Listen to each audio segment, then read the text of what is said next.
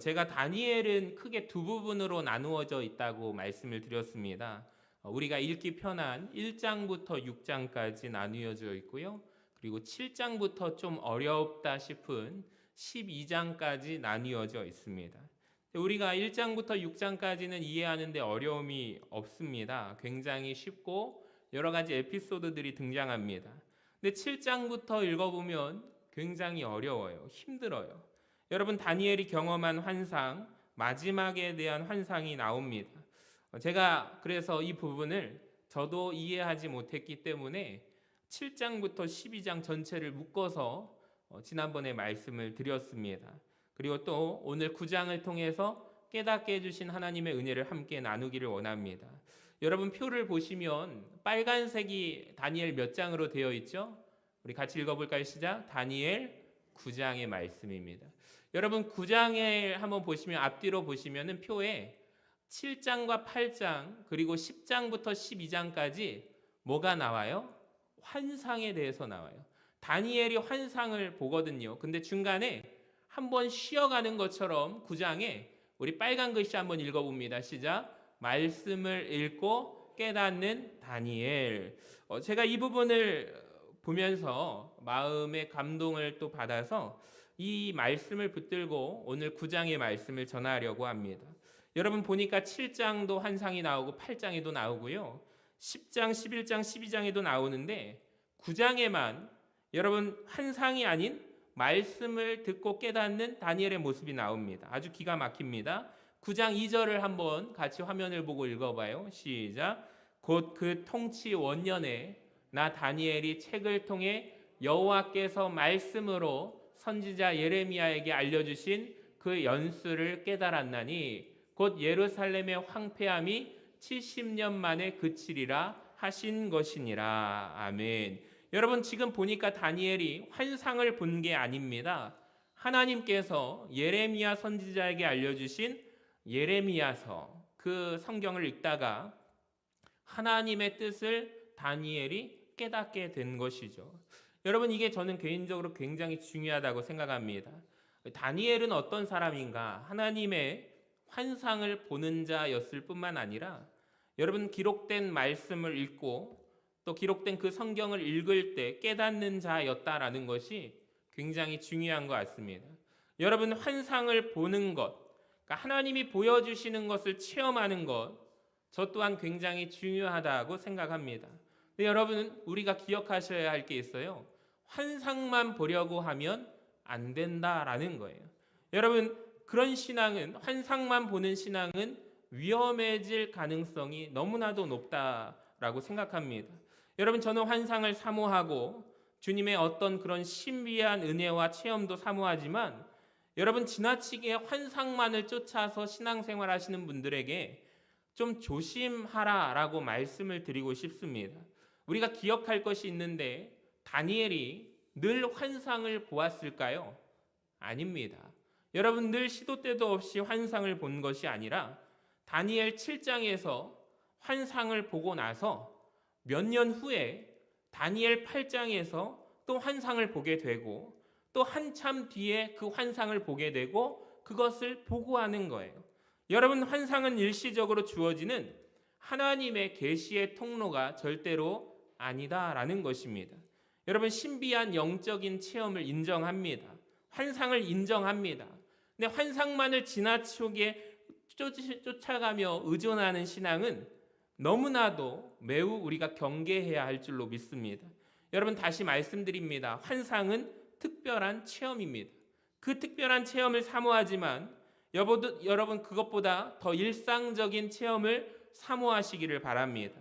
일상적인 체험이란 무엇인가? 하나님의 말씀을 내가 읽고 묵상하는 또 보는 가운데 하나님의 말씀이 깨달아지는 은혜가 있게 되시기를 주님의 이름으로 간절히 축원합니다.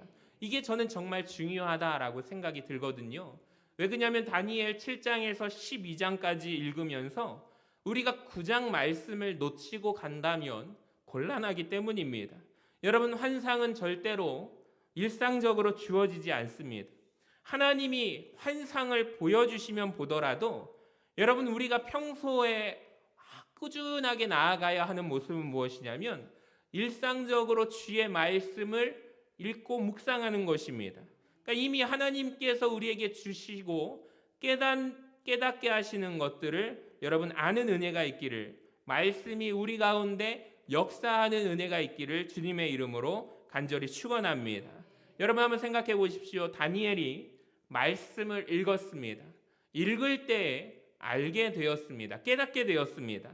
그 내용이 무엇이냐면 우리가 방금 읽어보았던 말씀 가운데 예루살렘의 황폐함이 70년 만에 그치리라 말씀하시는 것을 다니엘이 깨닫게 되었습니다. 여러분 다니엘을 한번 보시기 바랍니다. 그는 깨달음만으로 끝나지 않았습니다. 3절을 같이 한번 읽어볼까요?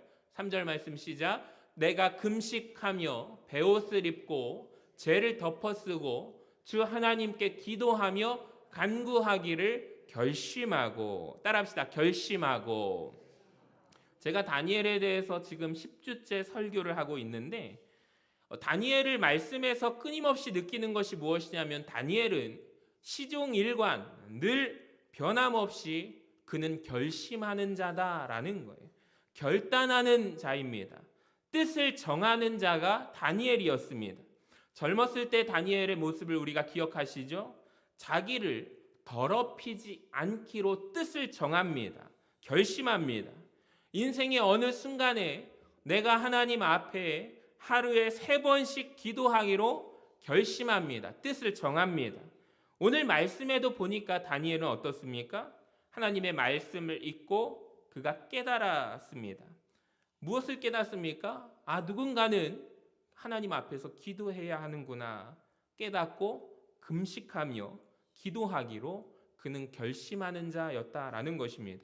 사랑하는 여러분, 우리가 말씀을 들을 때에 늘 경계해야 할 태도는 무엇이냐면 오늘 이 말씀이 그냥 흘러가지 않기를 원합니다. 여러분 오늘 말씀도 내가 이 말씀을 잘 들었다 거기에 머무르지 않기를 원합니다. 한 발 더 나아가서 듣고 깨달았으면, 알았다면, 주의 마음을 알았다면 여러분 우리가 작정하는 은혜가 있기를 원합니다.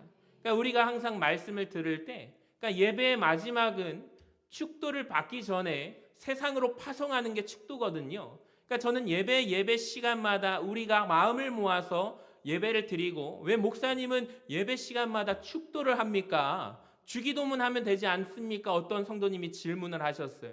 아닙니다. 모든 예배 저는 여러분과 함께 드렸던 하나님 앞에서의 다짐과 약속들을 가지고 주의 이름으로 축도를 하고 여러분을 세상으로 파송하는 거예요. 여러분 말씀을 들은 사람은 결단이 있어야 합니다.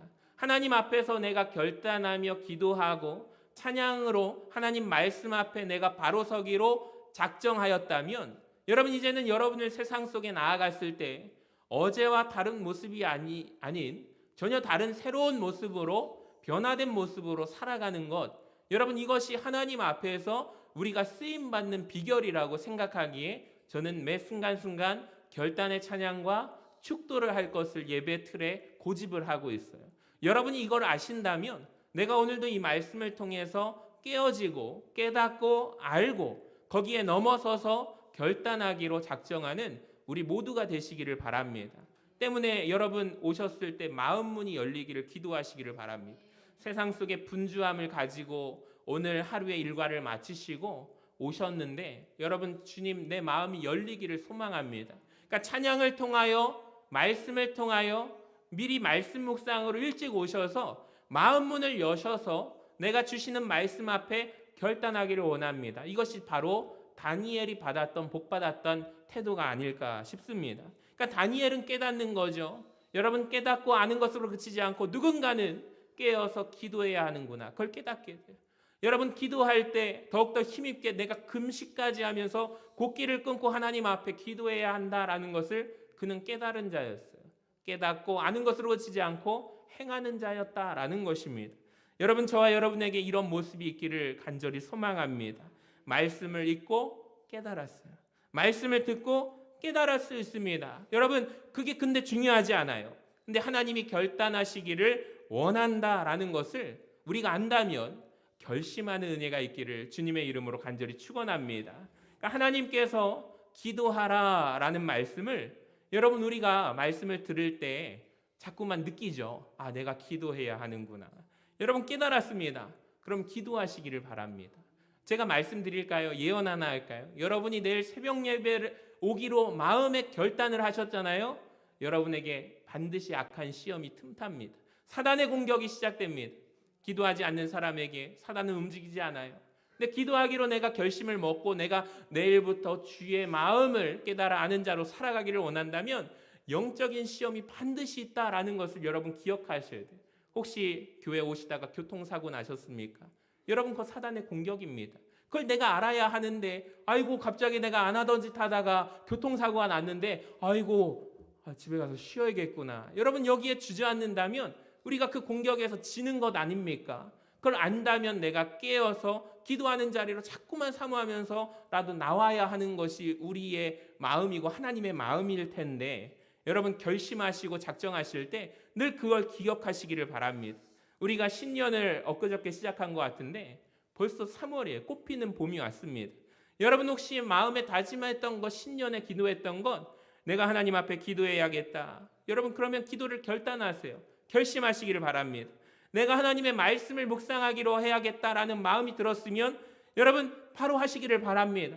내가 금식하기로 무언가를 끊어야겠다. 이 사순절 기간에 내가 드라마에 빠져 있다면, 내가 혹은 무언가에 빠져 있다면, 나의 마음이 어딘가에 빠져 있다면, 주님께로 나아오는데 장애물이 있다면 내가 그걸 끊어야지라고 한다면 생각만 하지 않으시고 여러분 끊으시기를 바랍니다. 그러니까 사순절 기간에 내가 미디어를 더 가까이 하기보다 하나님의 말씀을 더 가까이 하기로 한다면 여러분 노력하셔야 됩니다. 그래야 우리의 몸과 훈련이 돼서 하나님의 귀한 자녀로 살아가는 것 아닙니까? 가만히 보니까 올해는 좀 특별한 것 같아요. 우리 어린이 부서도 사순절 묵상집을 냈어요. 그래서 우리 부모님과 함께 아이들도 열심히 이 기간에 한 걸음 한 걸음 주님의 그 고난과 십자가의 사랑을 묵상하고 있고 청년회도 카톡방에 보니까 성경 필사 릴레이를 진행하고 있어요. 우리 전도사님 글씨가 얼마나 예쁜지 우리 청년들이 칭찬을 하더라고요. 전도사님 보기보다 글씨가 너무 예쁜 것 같아요. 맞습니다. 여러분 한 걸음 한 걸음 믿음의 걸음을 우리가 나아가야 할 줄로 믿습니다. 이것이 바로 주님이 원하시는 것입니다. 결단하고 결심하시기를 바랍니다. 다니엘이 기도합니다. 아, 하나님께서 회복시켜 주신다고 했지. 여러분 그러면 기도하지 않으면 안 됩니다. 에스겔 말씀에 나옵니다. 그래도 너희가 기도하여야 하리라. 그 말씀이 나옵니다. 하나님이 어떠한 일을 우리에게 행하시기로 결단하셨어도 결정하셨어도 여러분 저와 여러분은 기도해야 할 줄로 믿습니다. 그리고 다니엘이 기도를 시작하는데 어떤 기도를 하는가 따라해 볼까요? 주여 삼창. 여러분 주여 삼창이라는 기도가 어디에서 시작됐냐면 다니엘 9장에서 시작이 됩니다. 그러니까 우리나라 사람들이 주여 삼창을 우리가 대한독립 만세 삼창 하듯이 주여를 3번 했다라고 강조하시는데 여러분 그보다 한참 이전에 주여 삼창의 모델이 누구예요? 다니엘의 기도였다라는 거예요. 주여 삼창의 모델은 다니엘입니다. 19절에 보시면 주여 들으소서 보이시죠? 주여 용서하소서 주여 귀를 기울이시고 행하소서라고 합니다. 그러니까 주여 삼창이라는 기도를 하는 거예요. 주님 도와주시라고, 주님 역사하여 주시라고. 여러분 할렐루야. 기도할 때 놀라운 역사가 일어나게 됨을 믿으시기를 바랍니다. 다니엘이 9장 20절에 보니까 회개 기도하니까 20절을 한번 보세요. 우리 같이 한번 읽어봅니다. 시작. 내가 이같이 말하여 기도하며 내 죄와 내 백성 이스라엘의 죄를 자복하고 내 하나님의 거룩한 산을 위하여 내 하나님 여호와 앞에 간구할 때, 여러분 보면은 기도할 때 내가 간구하고 기도하는데 21절을 보세요. 곧 내가 기도할 때 이전에 환상 중에 본 그 사람 가브리엘이 빨리 날아서 저녁 제사를 드릴 때쯤에 내게 이르더니 내게 가르치며 내게 말하여 이르되 다니엘아 내가 이제 내게 지혜와 총명을 주려고 왔느니라. 여러분 잘 보시면 언제 왔대요? 기도할 때 왔대요. 23절에도 곧 내가 기도를 시작할 즈음에 명령이 내렸으므로 누가 명령하셔요? 하나님이 명령하셨대요. 그러니까 다니엘이 기도를 시작한 순간 하나님께서 가브리엘 천사에게 명령을 내리셔서 가라. 그래서 이제 내게 알리려 왔느니라. 너는 크게 은총을 받은 사람이라. 여러분 잘 들으세요. 다니엘이 하나님의 말씀을 읽고 깨달았을 뿐만 아니라 결심하고 기도하고 금식하기로 결정한 순간 여러분 그 모습을 누가 보십니까? 하나님이 보신다라는 것을 기억하시기를 바랍니다. 그리고 하나님께서 다니엘에게 누구를 보내서요? 천사, 가브리엘 천사를 보내셔서 다니엘로 하여금 지혜와 총명을 주시려고 보내셨다라는 것입니다. 여러분 다니엘이 말씀을 읽고 깨달은 것이 있었습니다. 이것은 다니엘이 이미 가지고 있었던 인간적인 지혜의 깨달음입니다. 그런데 다니엘이 이전에 알지 못했던 것을 하나님이 가브리엘 천사를 통하여 보내실 때 이제는 어떤 지혜가 오는가? 하늘의 지혜와 하늘의 총명함이 그에게 다니엘에게 임함을 여러분 깨달으시기를 바랍니다. 그것이 크게 은총을 받았다라는 것은 바로 이런 것이죠. 여러분 기도할 때 하나님께서 저와 여러분에게 하늘의 지혜를 부어주셔서 깨달을 줄로 믿으시기를 바랍니다. 여러분 공부하는 우리 자녀들 또 일하시는 분들 여러분 때로는 막혀가지고 답답할 때 여러분 무릎 꿇어 주님 앞에 하나님 앞에 기도하실 때 하나님께서 우리가 알지 못하는 하늘의 놀라운 비밀을 지혜를 부어주셔서 깨닫게 할 줄로 믿습니다. 그러니까 우리는 하늘의 지혜와 은총이 필요한 사람들입니다. 다 내 힘대로 해보고 안 돼서 발 동동 구르다가 여러분 이런 것은 누군가가 다 하는 것입니다. 그러다가 안 되면 손들고 주님 천부여 의지 없어서 내가 손들고 주님 앞에 나아갑니다.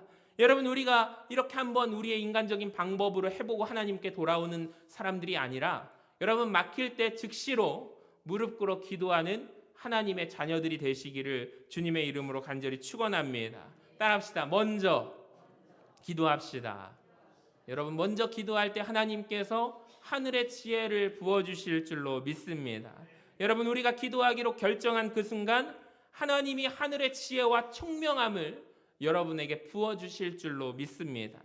다니엘은 오늘 보니까 어떤 사람이냐면 크게 은총을 받은 자여 라고 되어 있습니다. 우리 따라해 봅시다. 크게 은총을 받은 자.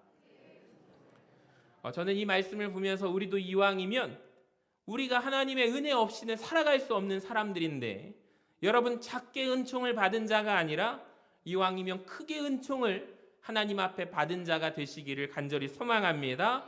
이 은혜가 우리 모두에게 있기를 간절히 소원합니다.